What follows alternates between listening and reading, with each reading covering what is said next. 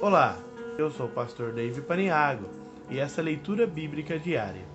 O texto de hoje se encontra no livro do Gênesis, capítulo 1, versículo 26, que diz assim: E disse Deus, façamos o homem à nossa imagem, conforme a nossa semelhança, e domine sobre os peixes do mar, sobre as aves dos céus, sobre o gado, sobre toda a terra, e sobre todo réptil que se move sobre a terra.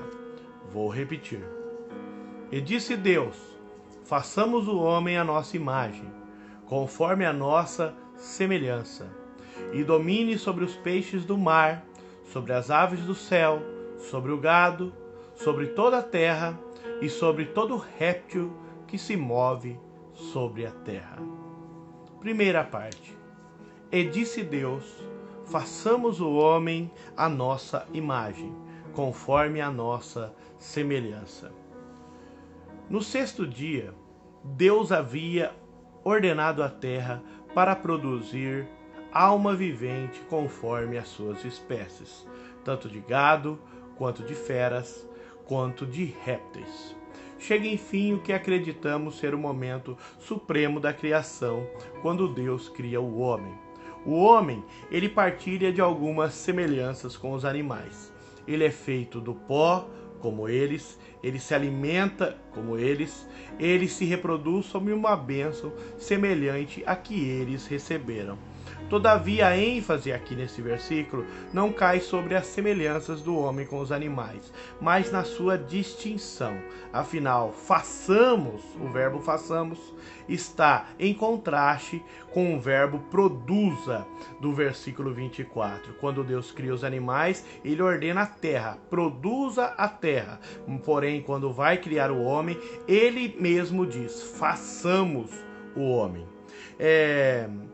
O homem é colocado em posição especial. Afinal, é apenas o homem que vai nutrir uma relação direta com Deus. A narrativa desse texto apresenta Deus convocando ou a corte celestial dos anjos que assistem diante dele. Afinal, quando Deus criou os céus, Gênesis 1:1, ele criou todas as hostes angelicais. Ou a mais conhecida das traduções é que ele está falando com os outros dois membros da Trindade. Existe apoio no Novo Testamento para essa doutrina. Todavia, historicamente, ela só foi usada no segundo século da era cristã. O texto diz: façamos o homem à nossa imagem, conforme a nossa semelhança. Imagem do hebraico tselem e semelhança do hebraico demut. As palavras imagem e semelhança nesse texto, elas se reforçam mutuamente. Elas estão falando apenas de uma coisa. No original não existe a conjunção e, imagem e semelhança. Referem-se apenas a uma característica, como em 1 João 3:2, que diz assim: mas sabemos que quando ele se manifestar, seremos semelhante a ele, porque assim como ele é, o veremos. O homem não é igual a Deus no seu aspecto físico. Ele compartilha de maneira única dos atributos espirituais, intelectuais e morais de Deus.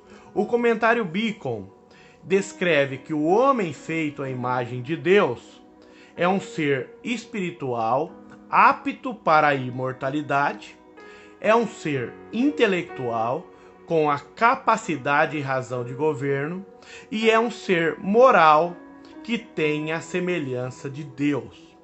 Stanley Orton nos ensina que a respeito da moral de Deus nos seres humanos, Deus fez o homem reto. Eclesiastes 7:29. Até mesmo os pagãos que não possuem ou não possuíam o conhecimento da lei, conservam uma lei moral escrita em seus corações. Romanos capítulo 2, versos 14 e 15. Por essa razão, os seres humanos são chamados livres agentes morais. Segunda parte do versículo.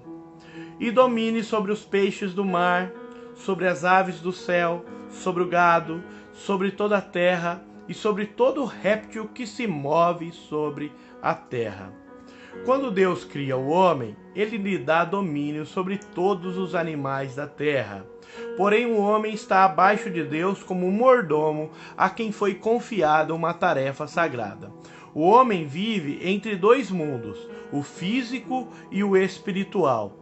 Assim como os animais, ele possui um corpo físico feito do pó, que precisa do sustento da terra, ele necessita de ar, necessita de nutrientes, mas ele é a única criatura que pode ouvir a voz de Deus e ter pensamentos segundo Deus. Salmo 8, 3, 9. Que é o homem mortal para que se lembre dele? E o filho do homem para que o visistes? Pois pouco menor o fizeste do que os anjos, e de glória e de honra os coroastes. Faze com que eles tenham domínio sobre as obras das suas mãos. Tudo puseste debaixo dos teus pés, todas as ovelhas e bois, assim como os animais dos campos, as aves dos céus, e tudo que passa pelas veredas dos mares. Senhor, Senhor nosso, quão admirável é teu nome sobre toda a terra. Todavia, o domínio do homem sobre os animais, ele também não é físico, ele é intelectual. Tem a ver com qualidade, não quantidade. O homem não tem um cérebro maior do que o de uma baleia. Ele não é forte como um urso ou um leão. Ele não é tão rápido como um leopardo. E a sua visão não se compara com a visão de uma águia. A superioridade do homem sobre os animais não está no campo físico, como algo que pode ser quantificado. Afinal, um homem pode ser morto por um animal. Esse domínio, essa qualidade intelectual, Deus incorporou no ser humano para governo. Ou seja, esse governo que Deus nos deu é uma bênção para que nós pudéssemos subjugar toda a terra e usá-la para o nosso bem. Eu quero encerrar esse vídeo neste dia fazendo uma oração pela sua vida. Senhor, te louvamos e adoramos, Pai, por sermos criados à sua imagem e semelhança. Ó Pai querido, o pecado deturbou essa imagem dentro de nós, principalmente essa parte moral. Ó Pai querido, a Bíblia fala, Senhor Jesus Cristo, que todos pecaram e estão destituídos da Tua glória. Ah, Senhor Jesus Cristo, mas eu peço, Senhor, que o Senhor venha restaurar essa glória em nós. Pai tremendo, Pai maravilhoso, Pai poderoso, abençoa cada um que está ouvindo esse vídeo, que a Tua bênção, Senhor, e a Tua presença venha estar, Senhor Jesus Cristo, produzindo bonança na vida de cada um. Pai tremendo e maravilhoso, que ajude-nos a cada vez mais a desenvolver a nossa vida espiritual, o nosso intelecto, porque assim é a Sua vontade. Permanece conosco. Amém.